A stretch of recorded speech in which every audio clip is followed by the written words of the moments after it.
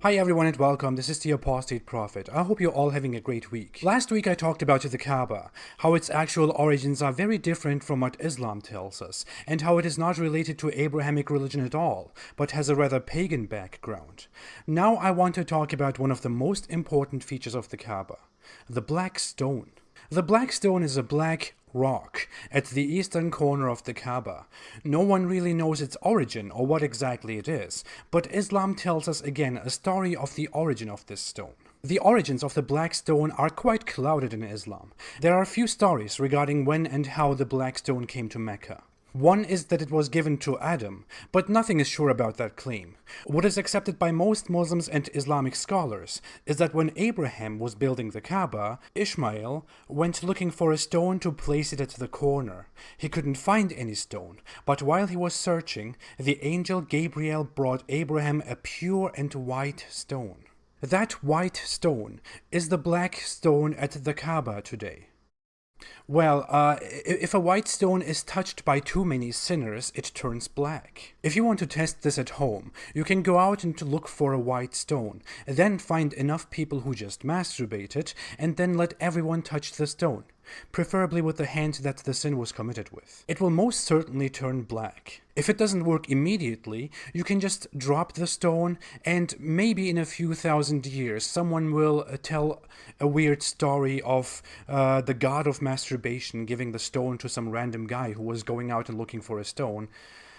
Whatever. Yes, the Islamic belief really is that the black stone was brought by Gabriel from heaven and turned black from white. The heaven part is almost undisputed by the Islamic scholarly consensus, because Muhammad says in Hadith that the black stone came down from heaven. You know, heaven is somewhere above. The color change is also believed to be true because the same Hadith says that the stone was whiter than milk, but turned black because of human sin. The black stone was respected by both believers and pagans, but the pagans eventually took complete control of it and used it in their pagan rituals. According to early Islamic scholars, when Muhammad was 35 years old, the clans of Mecca renovated the Kaaba and removed the black stone from the Kaaba temporarily. But then they couldn't decide who would put the black stone back in its place again, who would have the honor. They waited for a random person, why ever, and in that moment, Muhammad came in, so they gave him the honor to put the black stone back into its place. This is only an early source that sounds incredibly dubious. After Islam took control,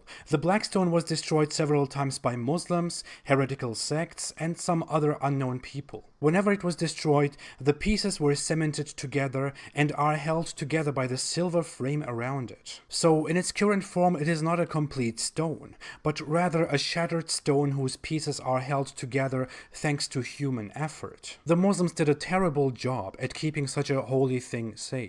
Now, according to un-Islamic, unbiased, and more reliable sources, the origin of the stone is neither Abrahamic nor heaven. It is found that the black stone was just venerated and worshipped by pre-Islamic Arab pagans. And the worship of objects was not very uncommon among Arab pagans. Neither was it uncommon among Semitic, non-Abrahamic people. And Arabs are considered Semitic people. Even according to early Islamic sources, the black stone was only one of many similar stones that were revered by pagans and symbolized their relations to God or gods. The stones were very often used to ask for fertility, life, rain, and so on, blessings that came from divine sources. According to the earliest biographies of Muhammad, pagans used to worship almost naked at the Kaaba and associated the Kaaba and the black stone with fertility rites and prayers. According to some sources, such stones were associated with cities, tribes, or gods of those tribes. This knowledge is also supported by very early sources. Clement of Alexandria, a theologian who lived in the 2nd century, said that Arabs worship stones. Maximus Tyrius, who was a Greek philosopher in the 2nd century, also provided a more detailed explanation of Arabs worshipping gods through a quadrangular monument and associated stones. According to Jewish sources, Semitic people outside of Judaism were very much involved in stone worship, more so than other people. According to the Jewish Encyclopedia 1906, which bases information on very early and contemporary credible sources, Semitic people before Judaism and other Semitic people after Judaism worshipped stones wherever they were, especially in Arabia. There is even a term for this called betilus, which refers to sacred stones that were used for worship by Semitic people, Greek people, Romans, and others. The term betilus is Greek, but even that comes from Semitic, since Greek and Semitic people had a lot of mutual cultural influence. The stones were very often associated with gods, or seen as signs of gods. And many stones were believed to have come from outside of Earth, and were later identified as meteorites. Pre-Islamic Arabs also had stones that they used to worship gods, just like so many other Semitic peoples. And it looks very much like the black stone at Mecca is the same.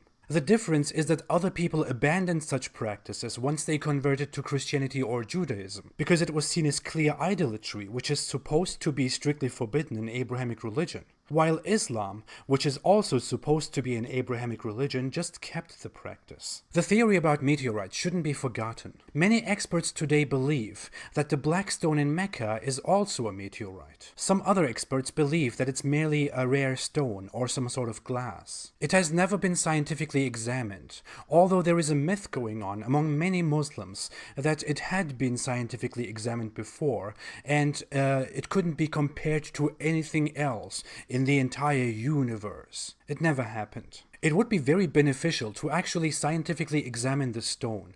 I believe it would either help or extremely damage the Islamic faith. That's probably why Muslims are not interested in studying it, and authorities don't offer any possibility to make a study about that. But then again, if it turned out to be some complete random stone, many Muslims would probably make a new interpretation of some Quran verse that they were not able to understand for the last 1,500 years, suddenly saying that stones in heaven are just like stones in our universe. But let's forget about the origins of the stone for a moment, and let's see what Islam does with that black stone.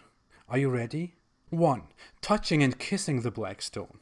According to multiple hadith, when Muhammad arrived in Mecca, he touched and kissed the black stone, and then started doing the tawaf, which is the extremely pagan-looking practice of circling around the Kaaba. 2. Pointing at the black stone during worship. Whenever Muhammad passed by the black stone during his unexplainable circles, he would also point at the black stone and shout Allahu Akbar while doing so. I'm imagining that right now. Give me a second. 3. Hoping that the black stone will help you. The Messenger of Allah said about the black stone, "By Allah, Allah will raise it on the day of resurrection with 2 eyes by which it sees, and a tongue that it speaks with, testifying to whoever touched it in truth." This is why Muslims nowadays pay respect to the black stone, and hope that it will testify positively for them on the day of judgment. I really wonder how that would look with the current shattered form of the stone. 2 eyes on separate pieces and a tongue somewhere. Oh, okay, let's just stop. Let's be serious. Studying Abrahamic religion, then looking at such practices in Islam, Islam looks like a very non-Abrahamic, practically non-monotheistic, weird religion that was created by a pagan-influenced merchant in Arabia.